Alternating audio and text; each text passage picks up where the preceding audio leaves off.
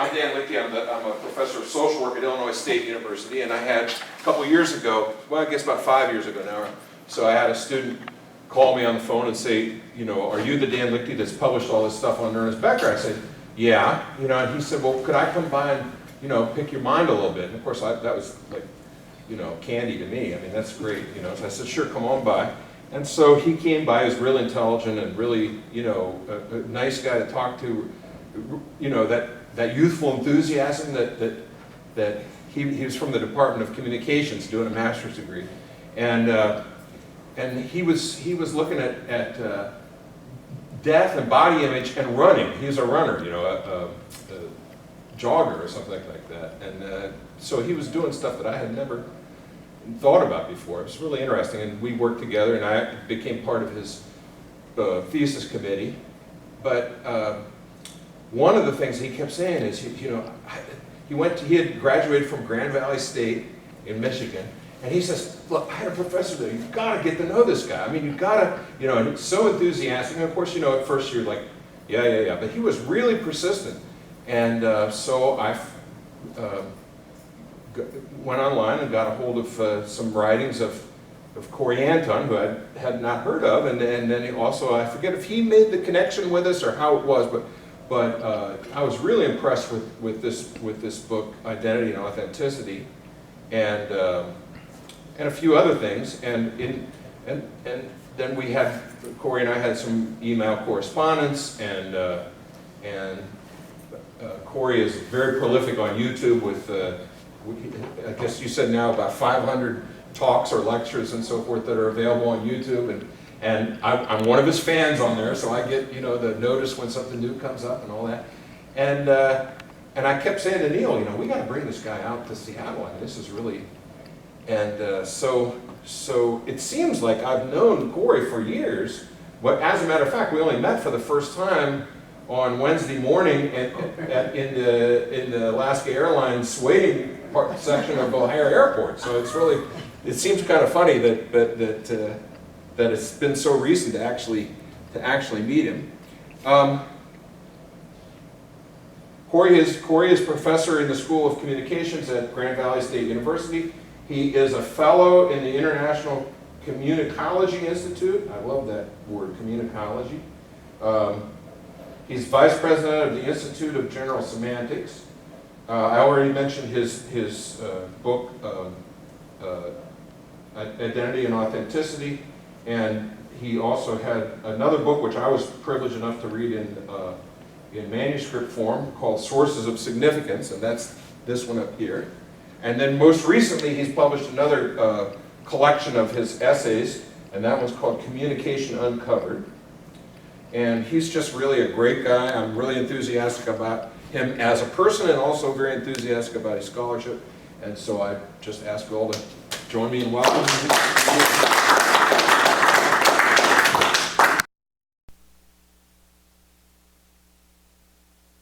Bringing me out here, especially I want to recognize Neil and Dan and Sheldon for all their hospitality, and Corey for shooting the video over there. Thank you very much.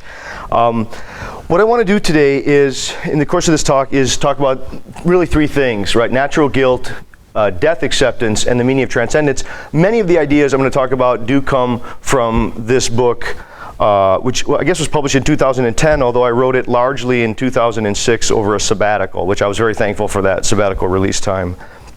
And I think the way for me to do this, and I'm going to try to not have this be a PowerPoint. I have this one slide and I have two other slides, and I'm really going to try to use the slides more to just maintain a little bit of coherence, because I'm in some way going to try to go all over the place here. I want to do some very big histories. One, I will say, sort of, I guess, a la Terence Deacon's latest Incomplete Nature and Lynn Margulis's work of the major span from the inorganic to the organic all the way up to humanity, and also to talk about some of the drifts from earlier collectivist gift-giving sort of societies versus modern consumerist individual societies. And what I'm going to try to do is do it in a two-pronged approach. I'm going to try to give this overarching orientation, and I want to do it both diachronically and synchronically. And so the two slides I'm going to show right after this sort of introductory slide is, the first slide is a rough history, and I'm not all that committed to all the particulars. I think there are some key developments that we can haggle about the wheres and the whens, but it's more the progression and the logic that I'm after. And then the diagram on the last slide comes right from this book, and it's trying to show the way I think these dynamics are playing out right here today in our world. And so that's where we're going to get the diachronic sort of what do we do with it here.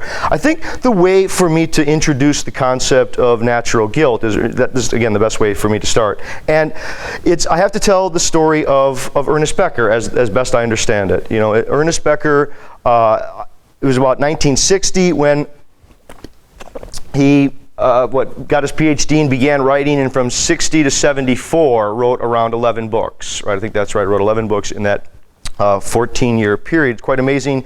And I think it's generally accepted that his mature trilogy, which is the second edition of The Birth and Death of Meaning, and then Denial of Death and Escape from Evil, these are his, again, the mature works where his sort of final or culminating statement can be found. And it's fascinating to see it because it's kind of a trajectory of a great excitement and then a fear and then a kind of going sour with a kind of pessimism. And my book is in some way an attempt to ask, you know, what happened to Becker along that way? Why did he sort of at least seem to end on a pessimistic note? And isn't there a different way to reinterpret what he found and how he came at his ideas that maybe would be perhaps less pessimistic or maybe even optimistic and quite exciting? And I think for me it really hinges upon natural guilt. So natural guilt as a concept can be found throughout all of Becker's writings, I would argue, although it plays a different level of prominence in different texts, but it's laid out most exclusively in his last work, Escape from Evil. Now, what happened was, in second edition of Birth and Death of Meaning, it's sort of like this. Becker, he says, I've discovered the key secret to humanity. This is sort of like what happened to him. He said, I discovered the key secret. It's that Freud was right about repression, but he was wrong about what's being repressed. He was sort of saying that people are being driven by motives of which they're unaware, but it isn't a sex drive or death drive. It's the drive to self-worth, the drive to self-esteem, and that there are cultural forms and personality types that emerge to give a sustained sense of self-worth. And I think he saw this as a great recipe for making a kind of idealized possible future. And then he starts to see that there's something rotten in the desire of self-esteem because it knows no limits, and ultimately it gets stymied by death at the end. And there's this concern over what happens to that organism who needs self-esteem, not simply, we want to get the self-esteem issue right too. It's not self-esteem in a narcissistic, vain way of, look how special I am, aren't I important? It has to do with what happens to an organism when its instinctual drives are sort of eroded out from long histories of cultural process, and it's left with a kind of anxiety, and it now needs cultural forms, symbol systems in order to stave off that anxiety. That is, cultural forms, personality types, they become a kind of anxiety buffer for an organism that otherwise has lost instinctual drives in some way. By the time you get, again, to Denial of Death, which he wins the Pulitzer Prize for, he starts to realize that his earlier optimism was perhaps a little bit premature. And by the time you get to Escape from Evil, which is published posthumously, he's really concerned over the kinds of the horrors and the damage that comes from some people's desire for worth and their inability to tolerate their own mortality, their own finitude. And he kind of suggests that so much of the hell on earth is brought about by people who want to shout and scream, I'm not an animal and I don't die, that I somehow can avoid it. Now, I think the real insight there was, though, that he hit upon this notion of natural guilt. And this is where I think the key really comes in, right? So we need to get at this issue of natural guilt. And what I have here is, I guess, this massive big time, big history of the historical drift from the collectivist causa sui project to the individualist causa sui project. And the time period, we can go back further than this, we can haggle about the dates, but we're looking at basically 100,000 BCE all the way up to today. And I threw in some fun dates there, sort of the advent of early literacy, the Edict of Milan, the printing press. Again, some dates just for people to think about. And when we're getting to this issue of natural guilt, here's the way I would encourage people to really think about it. Now Becker defines natural guilt in the most fascinating of ways. I think when the first time you read it, you say, what is this? It doesn't seem that provocative, but the more you meditate on it, you say, this is a significant, carefully chosen set of expressions. When he defines natural guilt, he says, natural guilt is a feeling of being blocked without knowing why. A feeling of being blocked without knowing why. He also says it's being able to perceive a totality and not being able to move in relation to that totality. Beautiful expressions. So in my understanding of this, what he's really saying is that he doesn't want to say humans are free beings, because that will create confusion. But this is kind of what he's saying. He's saying that somehow nature evolved an organism through a conspiring of memory, imagination, and symbol use. The dates here are tough. I think I was fumble-tonguing at a lecture a couple days ago trying to get the Jared Diamond date on this, and people are going to haggle over when the dates are. And lots of people will put it at a different date, whether it's 100,000, whether it's 500,000, whatever. At the very least, I think we do want to accept that undisputably, at least at 30,000, there is pretty well established memory, imagination, and symbol use, which has, again, it's caught in a kind of cyclical time, and it's part of this collectivist tribal life. And I think what we're really trying to get at with natural guilt is a particular kind of agency. It's the dawn of self-conscious awareness. Now, it's not absolute freedom. No, it's not absolute freedom at all. Instead, it's more like a sense of some experience of agency and autonomy, but it's highly limited. It's not unrelented freedom. There are times when I try to do things and then the hunt isn't successful. And then I wonder why other times it was. And there are all kinds of capacities that get opened up with memory and imagination and with symbols. I think that they create an increasing sense of a reality for the immaterial world. That is, there seems to be a kind of real but immaterial world that grows as people become more and more invested in symbol use. Now, I think one of the ways to address symbol use, and I'm going to try to talk about this as in terms, again, we got to get at this causa sui project. Okay, causa sui, I think, is in Latin means self-cause, and it has to do with the way that in the earliest peoples there was a kind of collectivist causa sui project. That is, people banded together and collectively they sought something like an experience of eking out a self-conscious living for themselves in relationship to the larger world. That they had possible futures that had to be entertained, and they could remember events, they could remember people who were dead. They could make promises to people, and then have the people to whom they made promises to die in battle, and then not be sure how to make amends for that.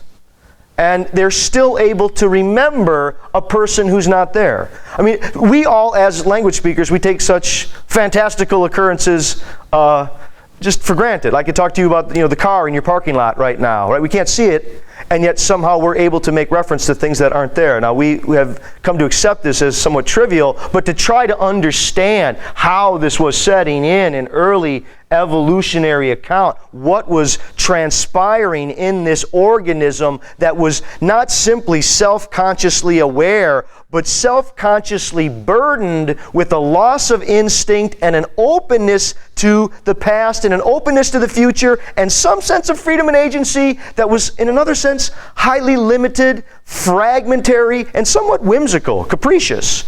And so what you see is the early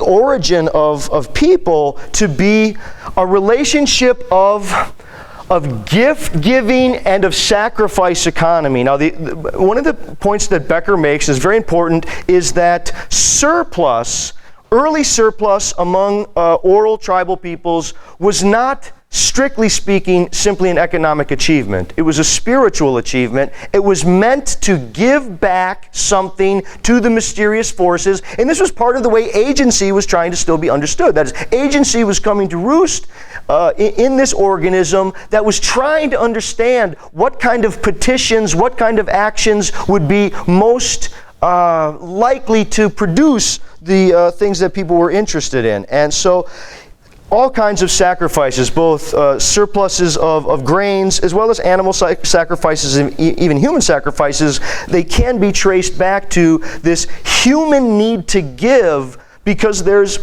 a kind of awkwardness that comes from being human. That is, you're awkward in that your life is a radical embarrassment to you.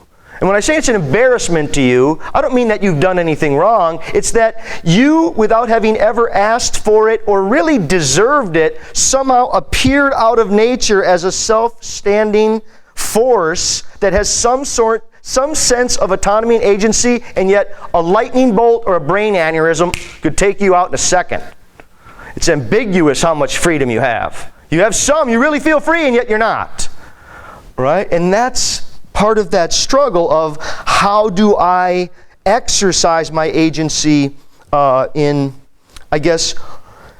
right ways or proper ways. And I think this is part of the early struggle, is that humans seem to have a need for justice, however that is going to be defined, right? Whether that's eye for eye or for forgiveness and compassion. There's lots of different ways that that's been shaken out in history. But this yearning for justice, right? I mean, Nietzsche will talk about it as the ability to equate the unequal, right? This capacity to equate the unequal is part and parcel of the way we experience our yearning for justice. Now, I need to say a little bit more about symbols, and then to push out how this, I think, sort of developed in time.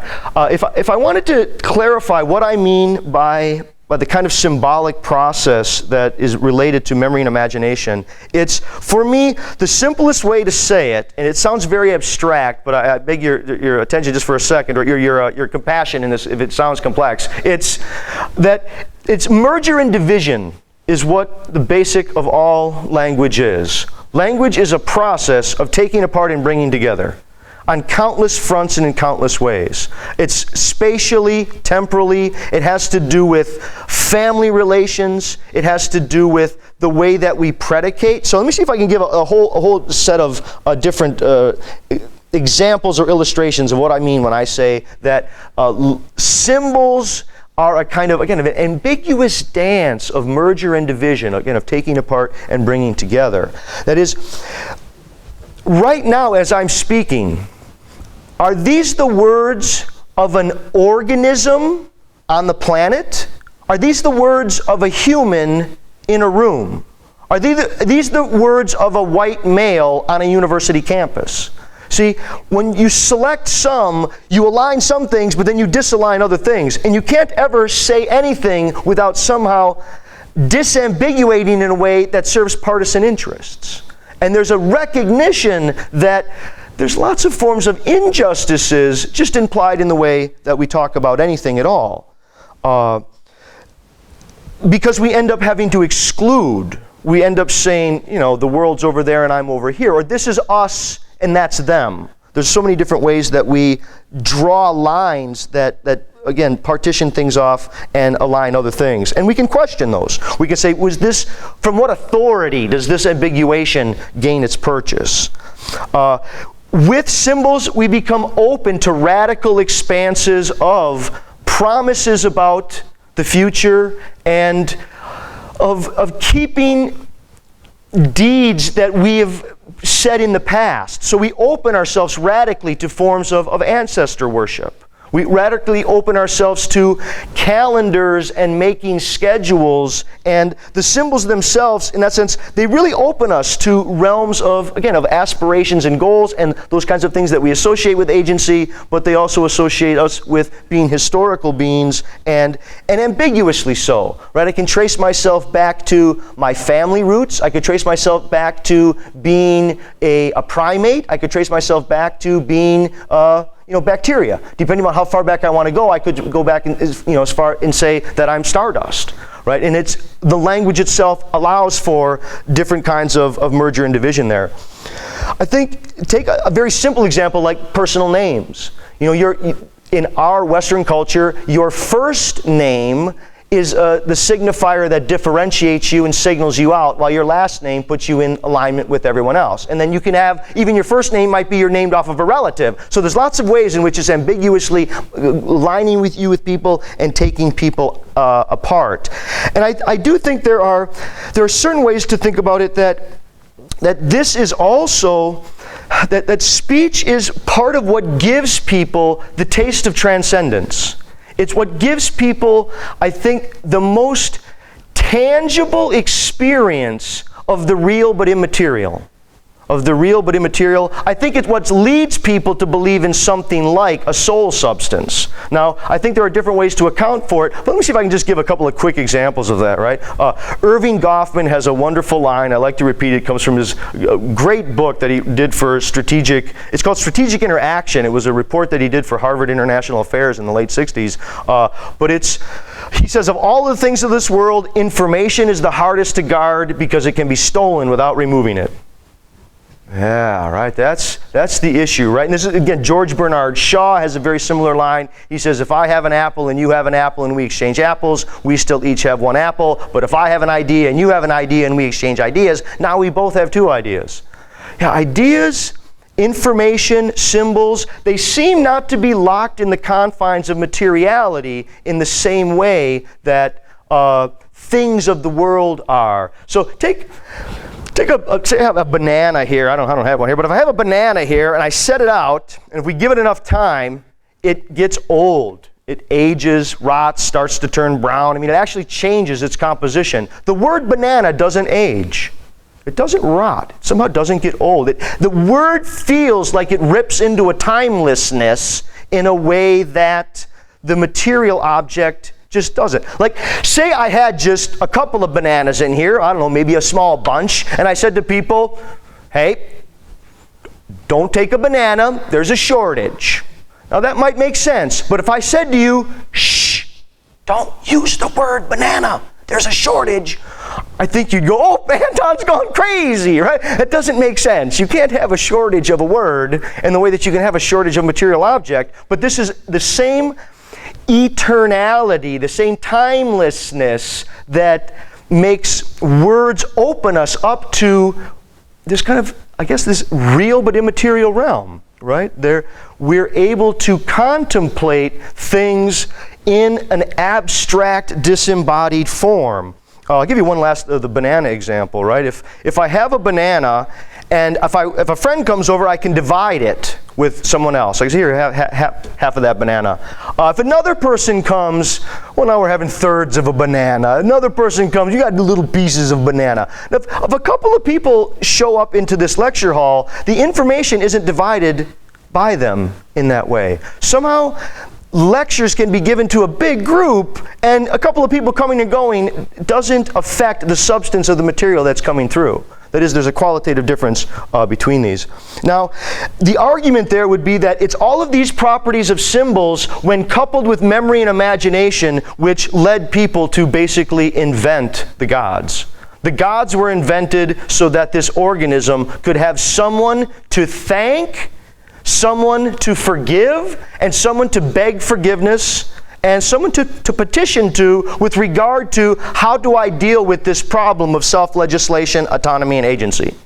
How am I? And now, it was largely done collectively. It was done collectively, we'll say, roughly around until the advent of literacy. And literacy and money I sort of singled out, right? For me, literacy and money are the two legs upon which the modern individualist causa sui project walk. That is, there's a radical shift happened as people drifted, again, sort of historically. I know these are very rough, very thumbnail sketch. I think it's more for illustration purposes than anything too particular. But sort of the drift from animism to polytheism to monotheism, the drift from shame culture to guilt culture, now to sort of secular legal individualism, and the drift from collectivist tribal life and to agricultural existence, and the kind of increasing individuation. And then you get from my perspective, there's a lot to be said of the drift from animism to polytheism to monotheism kind of runs concurrent to the crystallization and solidification of the individualist capitalist ego. That is, there is a certain kind of